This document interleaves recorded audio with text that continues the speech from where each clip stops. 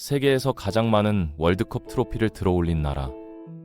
22번의 월드컵 본선에 단 한 번도 빠지지 않았던 유일한 국가. 축구라는 단어 자체와 동의어처럼 불렸던 나라, 브라질. 그런데 지금 그 브라질 국민들이 자기 나라 대표팀을 외면하고 있습니다. 노란 유니폼을 입은 선수들이 경기장에 들어서도 환호 대신 야유가 터지고 대표팀 경기는 더 이상 국민적 이벤트가 아닙니다.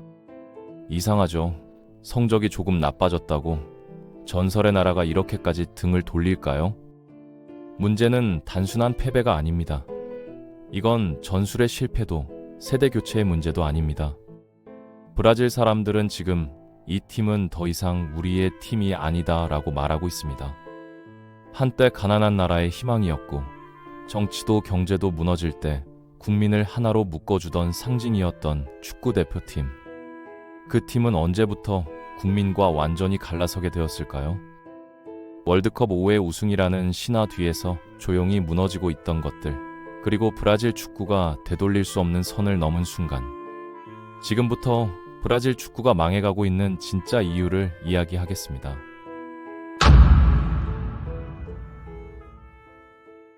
(1900년대) 초반의 브라질. 이미 많은 사람들이 공을 차고 놀고 있었지만 제대로 된 축구를 할 수 있는 사람은 극소수였습니다. 축구 클럽의 문은 부유한 백인 상류층에게만 열려 있었고, 이들은 생계와 무관한 취미로 돈 한 푼 받지 않는 아마추어 신분으로 축구를 즐겼습니다. 전술, 포지션, 조직적인 플레이, 이 모든 걸 배우려면 클럽에 들어가는 수밖에 없었습니다. 하지만 가난한 노동자 계층은 그 문 앞에서 아예 발길을 돌려야 했습니다. 흑인이나 혼혈 출신이라면 말할 것도 없었죠. 축구는 있었지만 그들에게 허락된 스포츠는 아니었습니다. 그렇다고 열정까지 막을 수는 없었습니다. 클럽 대신 그들이 선택한 무대는 골목길이었고 빈터였습니다. 정식 공도 골대도 없었지만 있는 걸로 만들며 공을 찼습니다.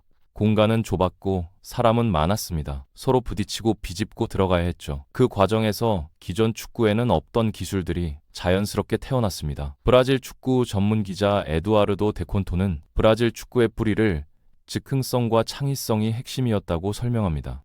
좁은 골목에서 친구를 제치려면 기발한 아이디어가 필요했기 때문입니다. 이 거리 축구 문화는 브라질의 흑인 문화와 깊게 맞닿아 있었습니다. 리드미컬한 움직임은 삼바를 닮았고 몸을 낮추고 피하는 동작은 카포에이라를 떠올리게 했죠. 사람들은 이 독특한 축구를 삼바 축구 혹은 아름다운 경기라고 부르기 시작했습니다. 브라질에서는 축구를 단순한 스포츠가 아니라 예술로 표현합니다. 실제로 푸테볼 아르테라는 말이 있죠. 사회학자들은 브라질은 수많은 인종과 문화가 섞인 나라이고 그 혼합 속에서 자연스럽게 독창적인 무언가가 태어날 수밖에 없다고 설명했습니다. 그리고 그렇게 만들어진 것이 바로 브라질만의 축구였습니다. 브라질 사람들에게 훌륭한 선수란 전술을 완벽히 수행하는 선수가 아니라 화려한 드리블로 상대를 흔들고 놀라운 기술로 관중을 열광시키는 선수였습니다. 그게 바로 그들이 생각했던 축구의 본질이었으니까요. 문제는 분명했습니다. 이렇게 뛰어난 재능을 가진 선수들이 정작 클럽에서 뛸 기회조차 없었다는 점입니다. 당연히 국가대표팀, 셀레상에 발탁될 가능성도 거의 없었죠. 그 현실은 1930년 첫 월드컵에 나선 브라질 대표팀에서 그대로 드러납니다. 브라질은 단 2경기 만에 탈락했습니다. 축구의 나라라는 말과는 거리가 먼 성적이었죠. 하지만 이 무렵 브라질 축구의 흐름을 뒤흔드는 사건이 하나 벌어집니다. 1923년 리우데자네이루의 클럽 바스코 다 가마가 지역 챔피언십에서 우승을 차지합니다. 사람들이 충격을 받은 이유는 따로 있었습니다. 이 팀에는 비백인 선수들과 노동계층 출신 선수들이 대거 포함돼 있었기 때문입니다. 더 나아가 일부 선수들에게는 급료까지 지급하고 있었죠. 당시로선 파격이었습니다. 그리고 이 성공은 다른 클럽들에게 축구는 신분이 아닌 실력이라는 분명한 메시지를 던졌습니다. 1930년대에 들어서면서 브라질의 대부분 클럽들은 노동계층 선수들을 받아들이기 시작했고 돈을 주고 선수를 기용하는 프로 체제로 빠르게 전환합니다. 이제 가난한 집안 출신들도 축구로 먹고 살 수 있는 길이 열린 겁니다. 거리에서 공을 차던 소년들이 스타가 될 수 있는 시대가 시작된 거죠. 그 변화의 상징 같은 인물이 바로 레오니다스 다 실바입니다. 리우의 노동자 밀집 지역에서 자라난 그는 탄력적인 몸놀림 때문에 고무줄이라는 별명을 얻었습니다. 오늘날까지도 회자되는 바이시클, 킥, 그 기술을 처음 보여준 선수가 그였을 가능성도 큽니다. 레오니다스는 1938년 월드컵에서 브라질 대표로 뛰며 대회 최다 득점을 기록했고 팀을 준결승까지 끌어올렸습니다. 이제 브라질 축구는 조금씩 달라지고 있었습니다. 노동계층 출신 선수들이 클럽과 국가대표팀에 합류할수록 더 많은 브라질 사람들이 축구에 열광하기 시작했습니다. 그리고 1950년 브라질은 월드컵을 개최합니다. 나라 전체가 축구에 미쳐있던 시기였죠. 브라질은 거의 당연하다는 듯 결승에 올랐습니다. 하지만 그 결승전에서 우루과이에게 패배합니다. 이 패배는 단순한 패배가 아니었습니다. 브라질 축구 역사에서 가장 깊은 상처로 남은 순간이었죠. 사람들은 분노했고 그 분노는 잘못된 방향으로 향했습니다. 많은 이들이 흑인 골키퍼를 패배의 원인으로 지목하며 모든 책임을 그에게 떠넘겼습니다. 축구가 국민적 사랑을 받기 시작한 만큼 그 패배가 남긴 상처도 그만큼 잔인했습니다. 그러나 브라질은 그 패배에 무너진 채로 남아있지 않았습니다. 곧바로 변화를 선택합니다. 다음 월드컵에서 브라질은 국기의 색과 같은 밝은 노란색 유니폼을 입고 등장합니다. 과거와의 결별이자 새로운 시작을 알리는 선언이었죠.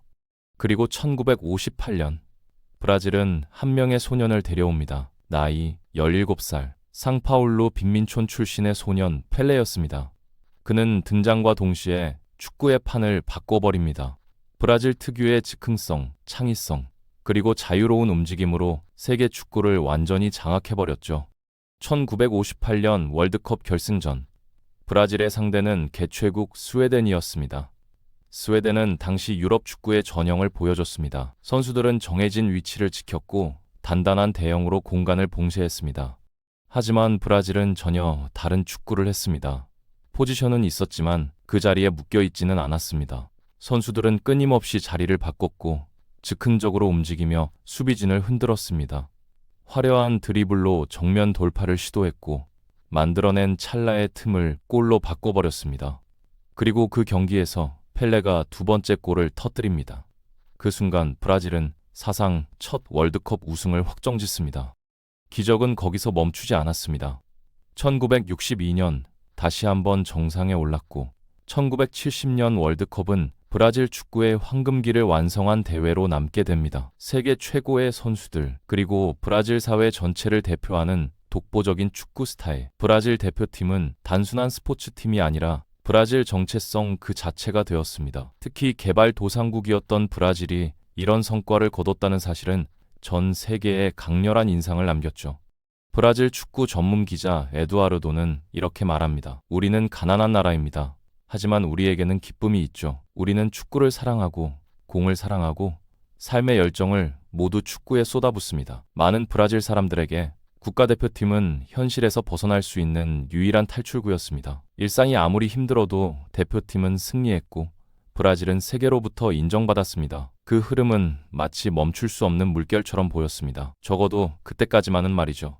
하지만 문제는 브라질만 변한 게 아니라는 데 있었습니다. 축구라는 스포츠 자체가 달라지고 있었죠. 1980년대에 접어들면서 축구는 단순한 경기에서 엄청난 수익을 창출하는 글로벌 산업으로 변합니다. TV 중계권 계약이 폭발적으로 늘었고 특히 유럽 리그의 클럽들은 상상할 수 없을 만큼의 돈을 벌어들이기 시작했습니다. 그 돈으로 그들이 한 일은 단순했습니다.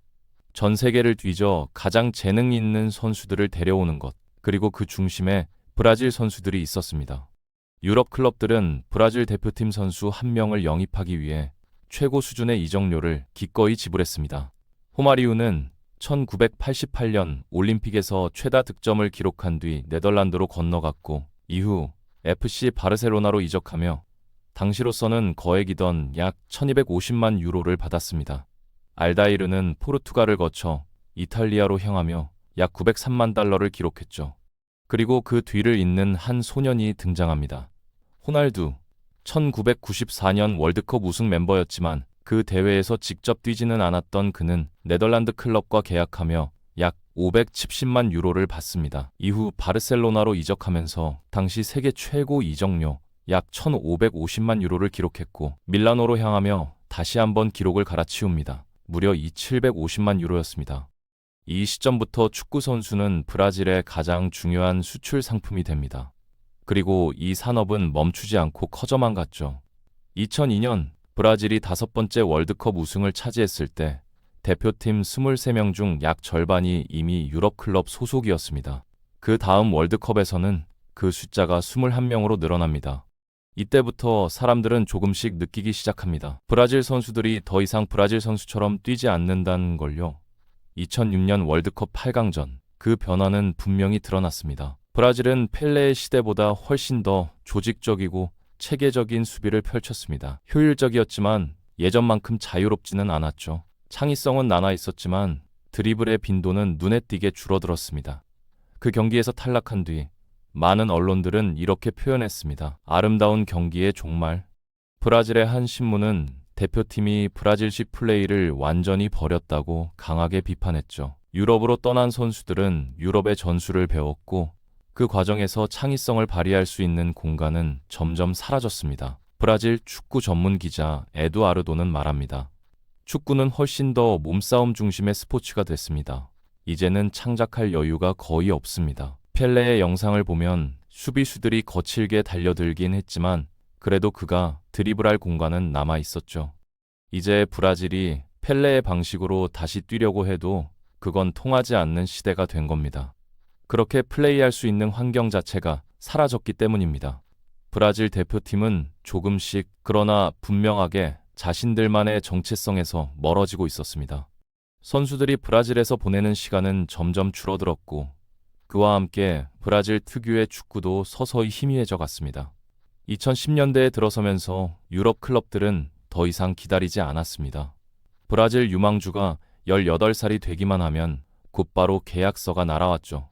그 결과 브라질 팬들이 그들의 플레이를 직접 볼 수 있는 시간은 길어야 1에서 2년에 불과했습니다.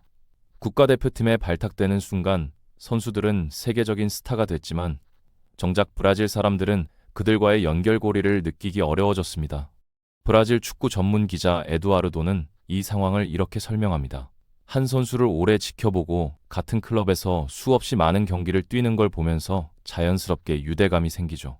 그런데 그런 과정 없이 갑자기 대표팀에서만 보는 선수라면 국적만 같을 뿐 낯선 사람처럼 느껴질 수밖에 없습니다.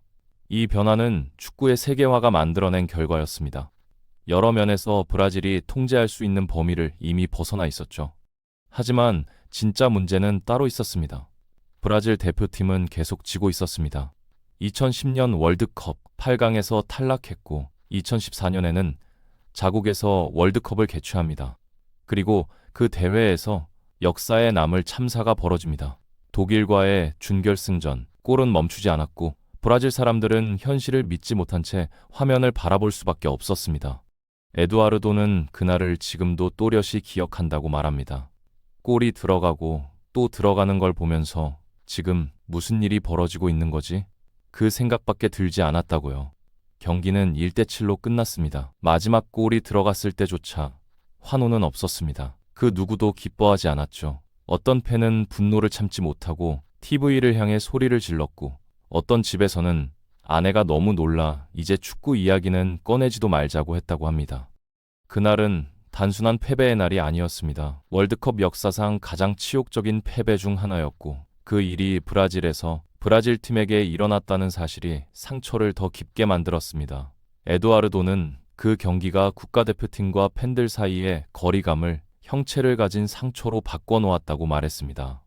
이후에도 상황은 달라지지 않았습니다. 2018년 그리고 2022년 월드컵에서도 브라질은 8강을 넘지 못했습니다. 그럴수록 팬들은 조금씩 대표팀에서 등을 돌리기 시작했습니다. 하지만 그 감정은 단순히 패배 때문만은 아니었습니다. 브라질 사람들이 느낀 건 우리가 지고 있다가 아니라 이 팀은 더 이상 우리의 팀이 아니다라는 감정이었으니까요.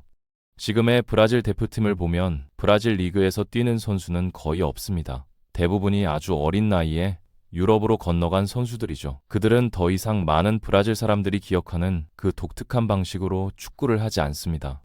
바로 그 지점, 그 고유한 정체성이 팬들이 가장 그리워하는 부분입니다. 한 팬은 이 팀이 과거에 지녔던 집단적인 정신과 감각을 완전히 잃어버린 것 같다고 말합니다. 또 다른 팬은 한때 브라질 축구의 상징이었던 아름다운 경기와 놀라운 플레이를 이제는 현재의 선수들에게서 더 이상 찾을 수 없다고 느낍니다. 그리고 많은 이들은 무언가를 잃어버렸다는 사실은 알고 있었지만 그것이 이렇게까지 중요한 것이었는지는 뒤늦게서야 깨닫고 있습니다. 지금의 브라질 대표팀은 사랑의 상징이 아니라 오히려 분열을 비추는 거울이 될 위험에 놓여 있습니다. 지난 10여 년간 브라질은 반복적인 경제 위기를 겪었고 그 과정에서 정치적 분열은 더욱 깊어졌습니다. 2018년 극우 성향의 자이르 보우소나루가 대통령에 당선되면서 사회적 갈등은 정점에 이르렀죠. 문제는 그 과정에서 브라질 축구의 상징이었던 노란색 유니폼이 정치적 운동의 상징으로 사용됐다는 점입니다. 그 이후로 많은 사람들은 그 유니폼이 더 이상 모두를 하나로 묶는 색이 아니라 분열을 상징한다고 느끼게 됐습니다. 일부 셀레상 선수들마저 특정 정치 세력을 공개적으로 지지하면서 대표팀은 원치 않게 정치적 논쟁의 한가운데로 끌려 들어갔습니다. 그 결과 브라질 사람들에게 대표팀은 더 이상 탈출구가 아니게 됐습니다. 팬들을 다시 불러들이는 일은 결코 쉽지 않을 겁니다. 하지만 그렇다고 완전히 불가능한 것도 아닙니다. 셀레상에게 필요한 건 아마도 어떤 계기일 겁니다. 새로운 스타의 등장, 모두를 놀라게 하는 한 골, 그리고 무엇보다도 다시 느껴지는 승리. 하지만 그보다 더 중요한 건 브라질 사람들이 그 팀 안에서 다시 자기 자신을 발견할 수 있느냐입니다. 즉흥적이고 창의적이며 기쁨으로 가득 찼던 그 축구. 한때 브라질 사람들에게 희망이었고 자부심이었으며 현실을 견디게 해주던 축구. 브라질 대표팀은 지금 그 본질을 다시 찾을 기로에 서 있습니다. 과연 셀레상은 다시 한번 브라질 사람들의 팀이 될 수 있을까요? 그 답은 아직 정해지지 않았습니다. 하지만 분명한 건 브라질 축구의 이야기는 아직 끝나지 않았다는 사실입니다.